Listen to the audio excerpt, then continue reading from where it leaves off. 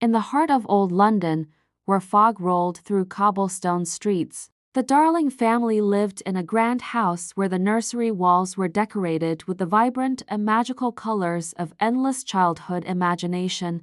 Wendy Darling, the eldest daughter, was a gifted storyteller who spent her nights weaving enchanting tales of a boy who could fly through the sky and a faraway land where children never had to grow up. One fateful evening, a mischievous boy named Peter Pan, along with his tiny, shimmering fairy Tinker Bell, fluttered through the open nursery window in search of Peter's lost shadow that had a mind of its own. After Wendy skillfully sewed the shadow back to Peter's heels, the grateful boy invited her and her brothers to fly away with him to a mystical world free from the boring roles and responsibilities of adults. "Just think of the loveliest things," Peter whispered with a grin, as a dusting of Tinker Bell's glowing pixie dust lifted the three children high above their beds and out into the cool night air. They soared majestically past the great clock of Big Ben, navigating by the brightest stars toward the second glowing light on the right, flying straight on until the first light of morning broke over the horizon. Beneath them, the island of Neverland appeared like a vivid kaleidoscope of emerald jungles, hidden shimmering lagoons, and jagged mountains where every secret dream and every terrifying nightmare lived side by side in eternal, magical conflict. Hidden deep within the forest, inside the trunks of hollow trees, lived the Lost Boys, a band of spirited orphans who looked to Peter Pan as their fearless protector and daring leader in all their adventures. However, the peace of the island was threatened by the pirate ship, the Jolly Roger, commanded by the terrifying and vengeful Captain James Hook, whose very name struck fear into the hearts of everyone in Neverland.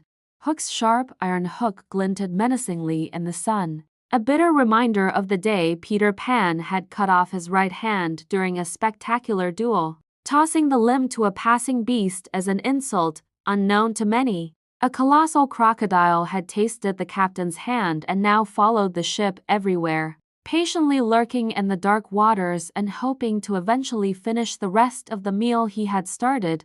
Fortunately for Hook, the crocodile had swallowed a ticking clock, and the steady tick-tock sound served as a constant warning, sending the mighty captain into a state of trembling, hysterical panic whenever the sound drew near. Upon the children's arrival, Tinker Bell's fierce jealousy of Wendy flared up, and she wickedly tricked the Lost Boys into shooting an arrow at Wendy as she flew, hoping to remove her rival once and for all.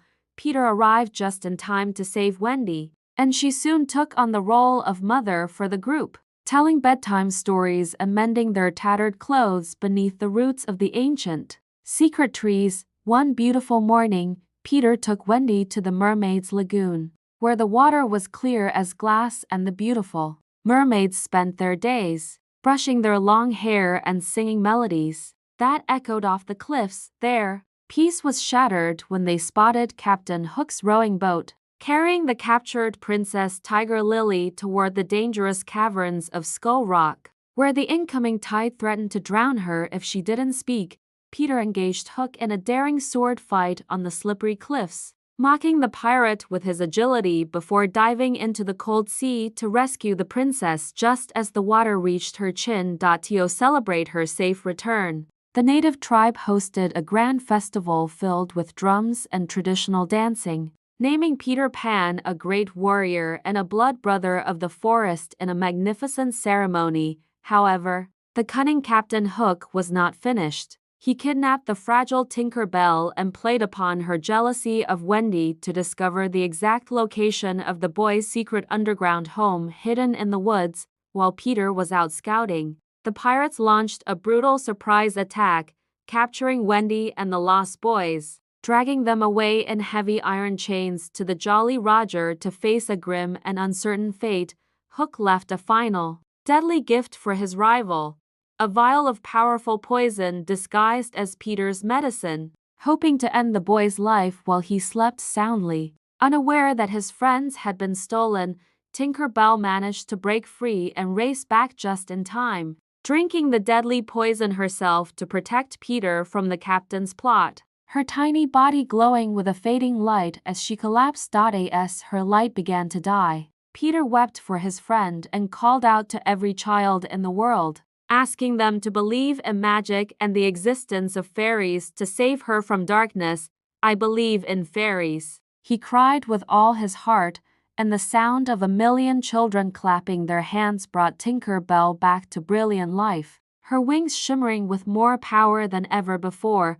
Meanwhile, on the deck of the Jolly Roger, the cruel pirates were forcing Wendy to walk the narrow wooden plank over shark-infested waters. While the boys watched in helpless horror from the mast of the ship, suddenly, the air was filled with Peter Pan's triumphant crow, as he dropped from the rigging like a hunting hawk to challenge the pirate crew, his silver sword glinting as he began his greatest rescue.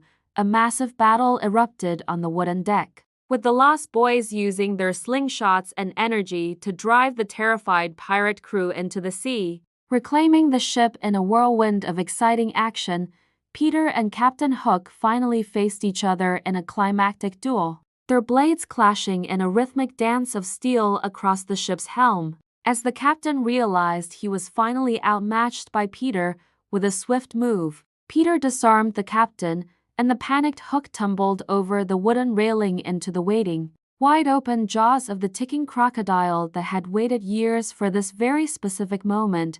The remaining pirates fled in their small lifeboats, leaving the Jolly Roger in the hands of Peter Pan and his brave band of adventurers, who cheered as the pirate flag was lowered for the last time. Peter sprinkled the ship with a massive cloud of Tinker Bell's pixie dust, causing the heavy wooden vessel to rise majestically into the night sky, turning the pirate ship into a golden vessel that sailed.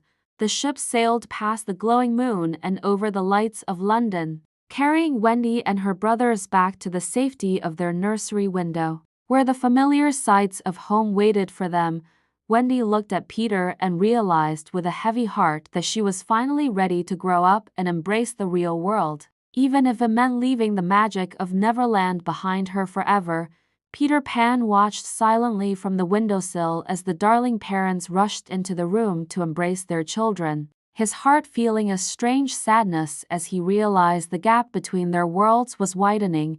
He promised to return for Wendy every single spring, so she could help him with his spring cleaning and tell him new stories, ensuring that their bond would never truly be broken by the years.